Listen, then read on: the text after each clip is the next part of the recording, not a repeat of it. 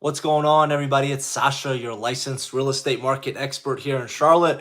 Hope you're all doing well. Welcome back to the channel where we are live. It is the first Tuesday of the month. We normally do these live Q&As on every Thursday, but I'm actually going to be going to Ohio to a wedding this weekend, so I wanted to make sure that I got in here and did this live for you all so I can answer any and all of your questions. And I was having a little bit of technical difficulties in the beginning, and the video was vertical, but now I got it horizontal, so I got it worked out.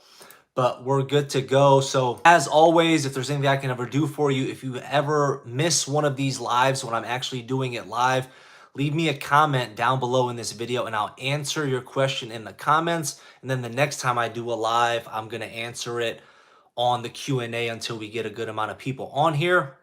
But as always, if you have a question right now, something burning, whatever the case is, you can always call, text, or email me anytime. All my contact information is going to be linked right here. So you guys can always reach out to me personally. I love to chat with you. Had a good conversation today with an investor from Connecticut looking to expand his portfolio and come into Charlotte. So I'm curious to see what kind of areas and things like that I can configure for them in order to kind of best suit them with what they need. But other than that, I'm going to go over some of the questions that I got on the last live in the comments that I wasn't able to get to.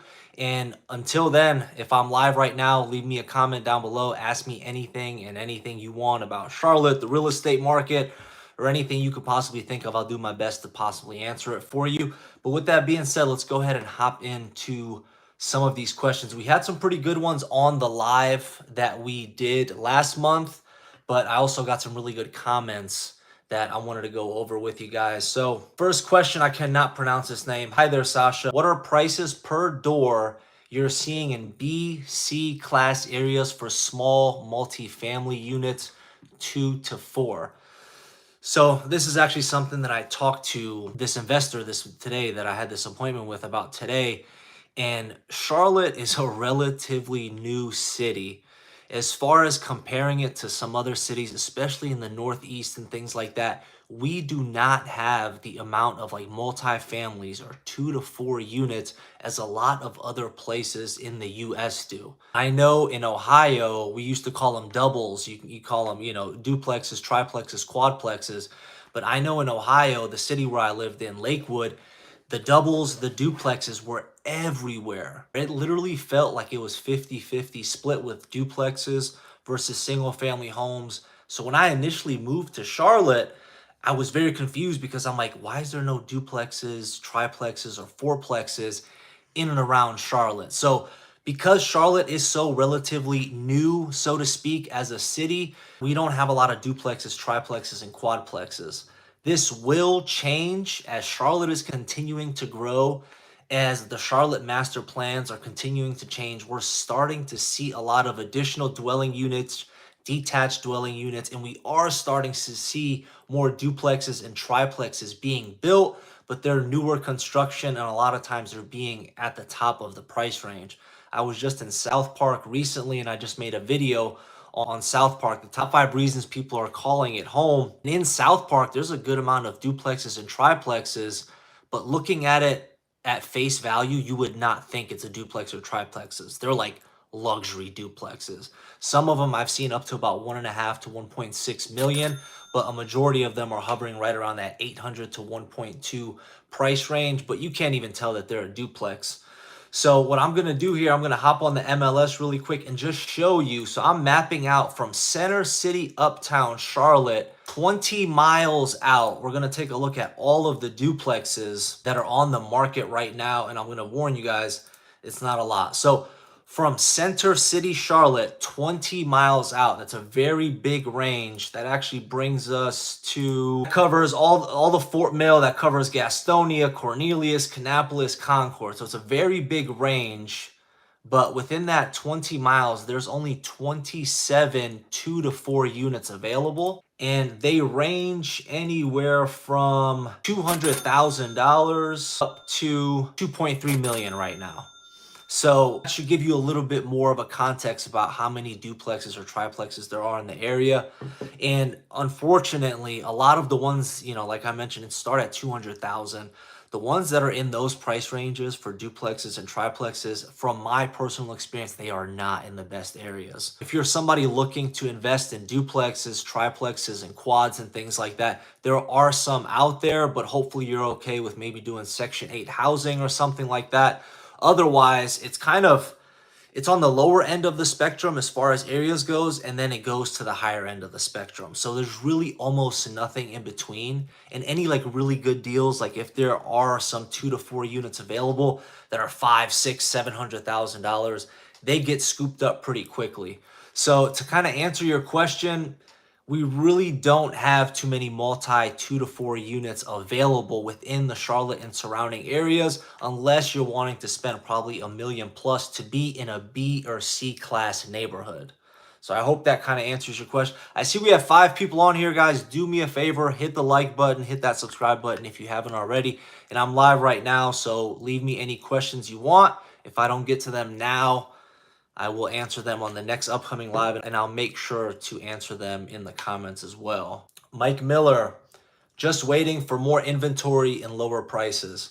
That has been the story of probably everyone's life in the real estate market these past couple years, sellers and buyers included. We're going to see, what's going to happen. Surprisingly enough, when you're looking at nationwide, we're starting to see more inventory, which is uncommon because right now we just started fall season. So right now is when, we were supposed to get the less listings and things like that, but we're starting to see a tiny, tiny, tiny uptick. I don't want you guys to think, oh, inventory is going to jump or anything like that. But comparing to previous years, we've been off trend in a lot of stuff. So the fact that we're starting to see a little bit more inventory coming up is pretty interesting, and I still stand by. I think there's going to be a lot of opportunities in these next 6 months starting right now. So if you're somebody looking, have your ducks in a row as far as pre-approvals and things like that go. I'm personally looking to take advantage of some stuff, so I hope you are as well. Let's see, we got a question in here. Over CPA, can 400,000 in Morrisville get good school districts? Yeah. So that's a very good question, and I would say yes. I can't remember. I just recently did a closing for a new construction community for a young family, and the schools were important to them. Let me go double check what neighborhood that was. It was a new construction house. It was listed in the low 400s. We ended up getting a pretty good deal on it too. Of course, it's a new construction house, so I don't have it in my MLS system. But to answer your question, yeah, you'll be looking at like under 450, you can definitely find some places in Morrisville that have a decent school district. But again, that depends on what your personal kind of definition is of what are you looking for. I'd have to double check. You can definitely get in a school that's a 6, 7, 8 maybe. The 9s and 10s, I'm not 100% sure about based off the price range. This is a very good question right here that Michelle had. I'm seeing some properties with long coming soons. 1 to 2 weeks. Are you able to tour these houses during the coming soon status, or is it to drum up interest for the sale? So that's a very good question. So normally when you see a coming soon listing, it's only supposed to have that status for a couple of days before it actually hits the market. But to answer your question, no. If you see a house that's saying, hey, coming soon or coming to market next Friday, you cannot tour the house during that time. The reason is the real estate commission, there's a law against that if a property is available for tour, it has to be available for everybody to be able to tour it. So the general public. In North Carolina, we're not even allowed to do pocket listings. If you start advertising a property for sale, it has to be advertised to all of the general fair public, so everybody has a chance to look at the home and to potentially buy the home. So when houses are in coming soon status, you are not allowed to look at it. I've seen people do some kind of sneaky things, before house is going for sale, it's coming soon. The house has like a garage sale like the week before, and some people like go to the garage sale and say, hey, want to take a look at your house. So there's some little sneaky tactics that people can do sometimes, but for the most part, I mean, you're not really allowed to, according to kind of the real estate law and the real estate commission that we have here.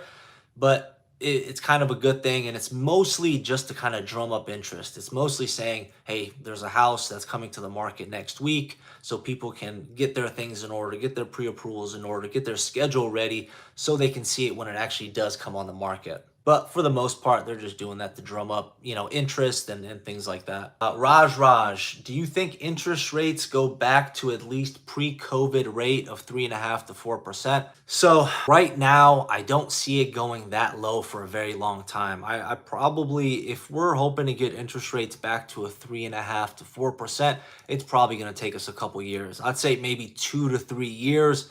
But again, the way things have been going, the way things have been so volatile lately with things just going up and down, we have no idea what the Federal Reserve is going to do as far as rates goes.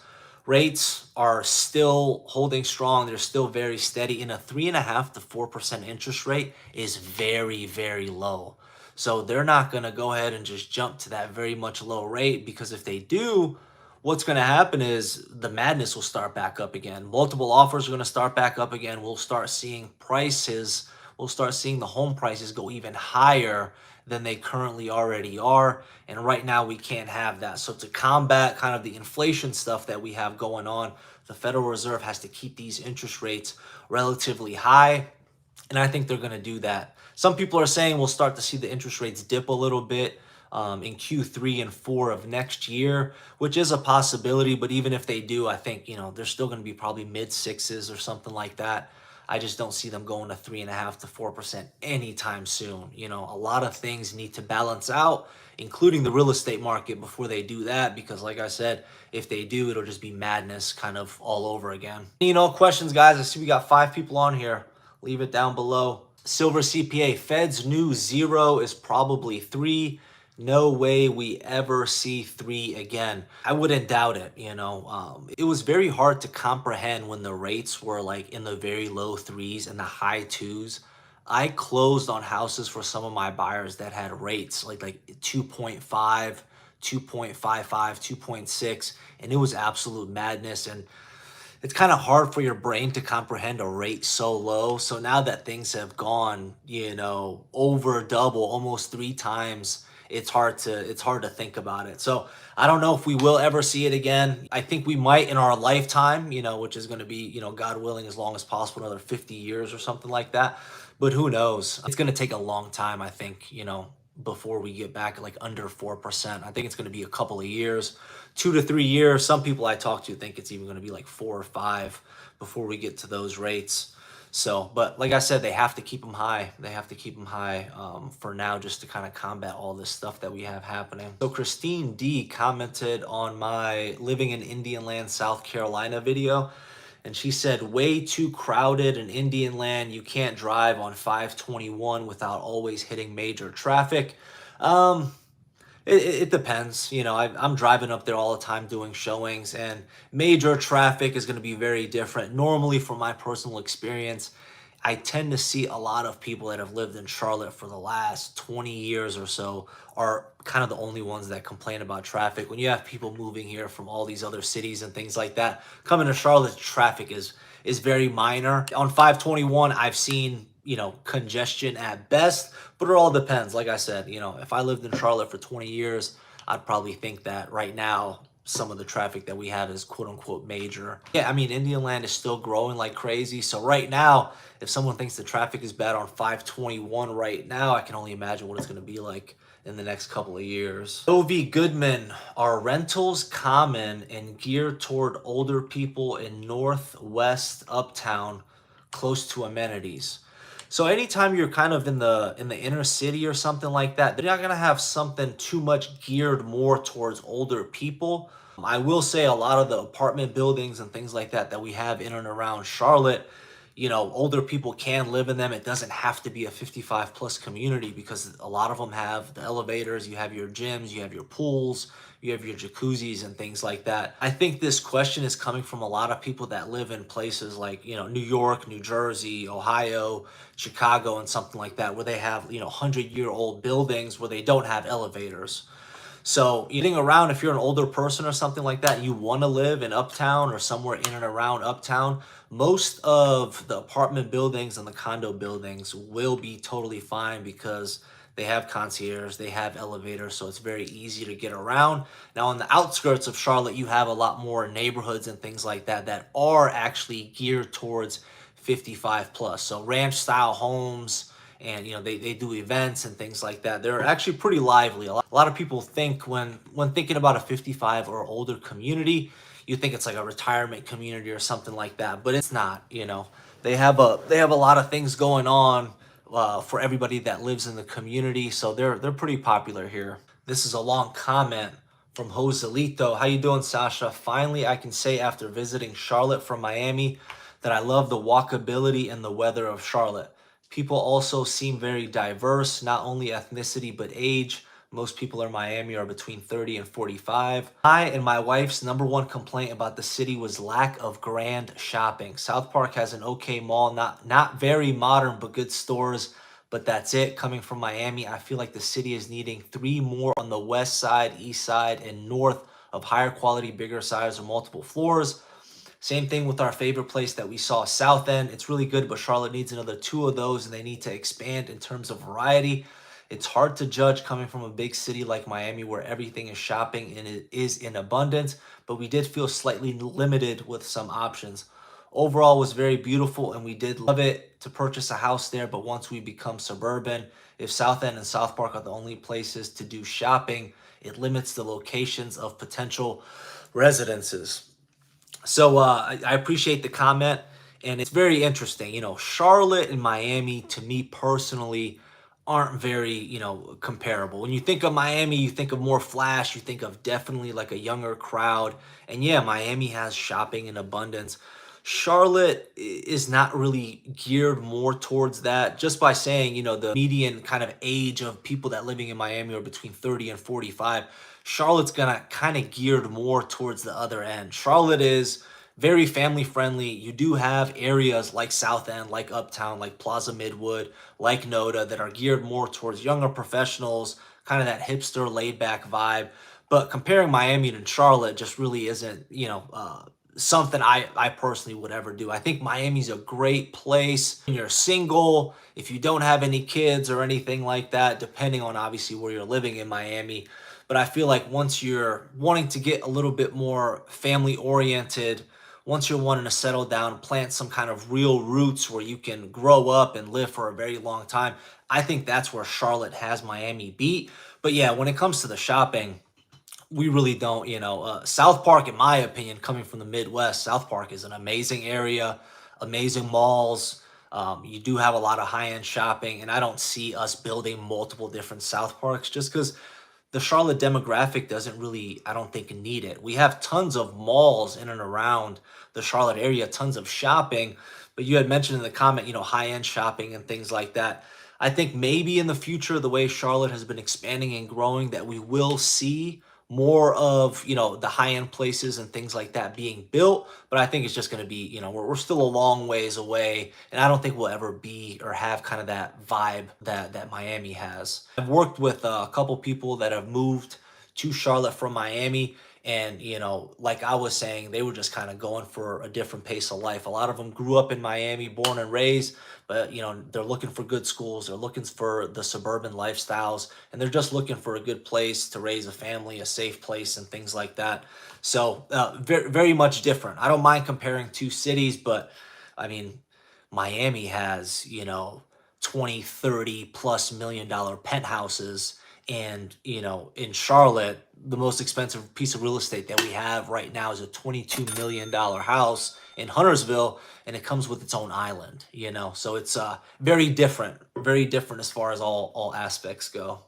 We got 6 people on here, guys. Drop me any and all questions. All I'm doing is reading the comments from the last live and just kind of getting to those, but I'd love to hear any questions you guys have for me. Kathy, what is your take on Pineville?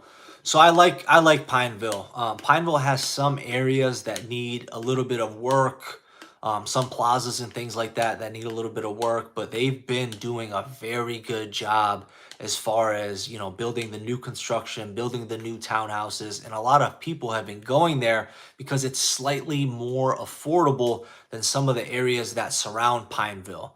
So I think right now you have more pockets of Pineville that are nice rather than pockets that are kind of on the rougher end, but it's definitely getting there. I think Pineville is going to be one of the areas that we're going to see a lot of major growth happening in, just because, like I said, it's a lot more affordable than some of the areas that are surrounding it, and they're doing a really good job of building it up. The little downtown Pineville area is starting to be really cool. I can't remember the name of the restaurant, but they have some cool little restaurants over there. I believe there's a brewery, there's like a new cigar shop opening up, there's coffee shops. So when I've driven past there these last couple of months, it's been lively. There's been people walking around and things like that. So it's definitely picking up. Pineville now is a lot better than it was 5+ years ago, which is a good thing. And I think they're heading in the right direction. So I think there's a lot of upside in Pineville, Kathy. The school situation, it depends on where you're zoned. Pineville is one of those areas where you kind of need to look into, as far as the school districts goes, a little bit more heavily, if that's something that's important to you. So just a heads up. You're very welcome. Thank you for asking the question, and thanks for hopping on the live. This is a good one. S&O Properties, what is your assessment of the condo market? So that's a good question. It's very interesting. So condos and townhomes generally take longer to sell. The main and the biggest reason is because of the HOA fees. If you find a place that has like a $200 or $250 a month HOA, that's definitely going to be on the lower end. But we've seen a lot more activity because of the single family homes. Because of the prices recently, we've seen a lot more people start to consider a townhome or a condo. So things are still moving, very quickly. But one of the biggest hindrances is, as far as townhomes and condos, is the HOA fees. Paying an extra $200 to $300+ a month definitely takes a hit as far as your debt to income ratio when you're getting pre-approved. But, the condo market, the townhouse market is very strong. But on average, you have less people looking at those than you do single family homes. So you do have some good opportunities when it comes to them kind of hitting the market or being able to take advantage of them. But it's still relatively strong. Like I said, the HOA fees are just one of the biggest things that hurts people when it comes to condos and townhouses. Kathy, don't need schools anymore. Looking to work for about 6-7 more years, and would want to know what you think of the best place to purchase in order to get a return when I go to retire. Also, which area will see the light rail expand over the next few years? So that's a good question. In all honesty, like literally almost everywhere and anywhere in and around Charlotte, you're probably going to see some appreciation. Now, at the rate of appreciation, that's definitely going to matter. So we'll need to kind of wait and see what that goes. But Kathy, if you go to cityofcharlotte.gov and go to transit planning, they have an entire map kind of showing you where they would like the future light rail to go. Essentially, what they'd like to do is have it, going all the way from Gastonia, all the way through Mount Holly, all the way to Uptown. And then obviously we have it going to UNCC, but they want to extend it all the way up 74 and have it stop at Indian Trail. That's kind of what they were thinking about doing. And then there's other talks of a red line, wanting it to go towards, Huntersville and Cornelius and things like that. And that's going to be a whole other phase. I could potentially see, the light rail starting to expand a little bit more, but I think it's going to take about 10 years or so. If we're looking at north, starting to head towards Huntersville and Cornelius and things like that, I think that'll probably be closer to 20 years, if that. Now, very big topic of discussion. We'll see how it goes. And who knows? I mean, I don't know, 10, 20 years, who knows if all this stuff is going to be obsolete. In 10 years, we might have cars that drive themselves and traffic will flow a lot more, fluidly and things like that. But ideally, it'd be cool if we had, this light rail. But we need to see kind of what happens with that. A lot of investors, when this was first announced a couple of years ago, they started buying up a ton, kind of like in the Mount Holly area, in the Belmont area, because that's essentially where they wanted to start that light rail project. So we saw a lot of the home values uptick there because a lot of the investors wanted to go there because they thought the light rail was going to start going in now. But if you just go to charlottenc.gov and just go to transit planning, it'll give you the whole map. Or if you want to send me an email or send me a text message, I can text you the link without a problem. You know, a lot of stuff on there. But great question. I appreciate it. So this was a very interesting comment, actually. Let's see. Owen B. Palmer, the Charlotte market demands truly ridiculous due diligence. And honestly, Charlotte isn't worth it. North Carolina punishes buyers needlessly. If you want to close more deals, stop demanding 5% due diligence. Now, I think this person might have had a bad experience as far as the Charlotte market goes, but essentially, guys, a due diligence fee or due diligence deposit is a non-refundable fee. So when you write an offer, you need to put something for the due diligence. And the due diligence varies. You know, it could be $500 or it could be $100,000, whatever you potentially feel comfortable with, and it varies on a case-by-case basis depending on the demand of the house, the condition of the house, and how comfortable you are that you're 100% going to buy this house. On average, you know, your due diligence fees are going to be from anywhere from 1 to 3%, 1.5 to 3%. So it's something to keep in mind. But like I said, it very much varies. I've gotten the due diligence fees as low as $250, which was a couple of years ago. It hasn't been recently. The latest one, the lowest I got was, I want to say it was $1,000, and this house was sitting on the market for about 3 weeks. But again, you know, there's 5% due diligence. There's no mandatory number. It could be a penny if you can get the seller to agree to it. But I just think this person that had left this comment might have got scorned or might have lost some due diligence money. But that is there to protect you. So what the due diligence fee does is essentially it gives you time. Once your offer is accepted, that due diligence fee is given to the sellers. If for any reason at all you say the next day, hey, I don't want to buy this house, something came up, I can't afford it, you are able to and you're allowed to back out with zero repercussions besides losing that due diligence fee, losing that due diligence deposit. So a lot of people have this misconception that, oh, it's there to punish you. It's essentially there to help you because, like I said, you can back out for, you know, usually it should be a good reason, but you can back out for any reason at all. As opposed to some other states where you have, you know, multiple attorneys involved. You have a buyer has an attorney, a seller has an attorney. People can sue each other. Oh, you said you were going to buy my house, and you know, on the last day we were supposed to sign the paperwork, you didn't buy my house. I'm suing you because I bought another house. I paid for all these movers, you know, all this stuff. In North Carolina, as long as you back out within that due diligence period, that's it. You just back out, you walk away. Obviously, you lose the due diligence fee, so you need to put very much thought into it as far as what you want to offer for that, because obviously it does need to be enticing in order for the seller to accept that due diligence fee. A lot of them aren't going to accept like a low due diligence fee if the house just hit the market, if they have multiple offers and things like that. So, you know, a lot of builders, they're the ones that potentially might require like a 5% due diligence fee. But as far as other places go, like I said, I've seen as low as $500 and I've seen as much as over $50,000 personally. But I know other people where due diligence fees were 6 figures, so over 100 grand. And for that money, you're not backing out at that point. You know, that's something I'd feel very uncomfortable with unless it was like a new construction home or something like that, where I'm guaranteed not to find anything, almost guaranteed not to find anything tricky, you know, in the inspection report. But I appreciate your comment. Anybody else have any questions? We got 3 people on here. I'd like to stay on. I've only been on for about 35 minutes or so. If you guys have any other questions, feel free to let me know. Here, happy to help you in any way I can. I see Luna back there. But yeah, as always, you guys can always call, text, or email me if something comes up. Market, as far as last couple of weeks, still pretty strong. I have some clients looking right now under 500,000, and a couple of the houses, you know, that we've seen pop up online have sold within the first couple of days. So very curious to see how this trend continues and what we happen to see. You know, it'll be interesting. Sasha, is it required for you to put down 20% when buying an investment property? Very good question.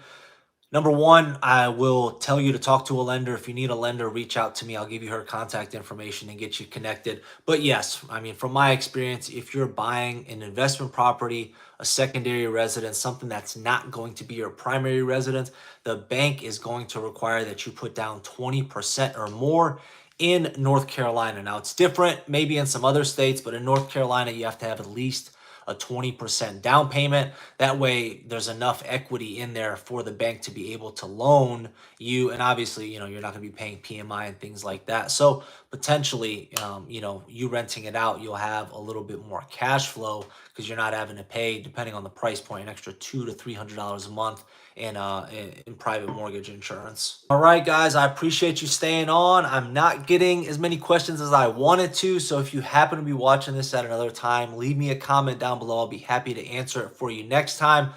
Until then, call, text, email me anytime. Let me know if there's anything I can ever do for you. Always here to help you guys. I'll catch you on the next one. Take care.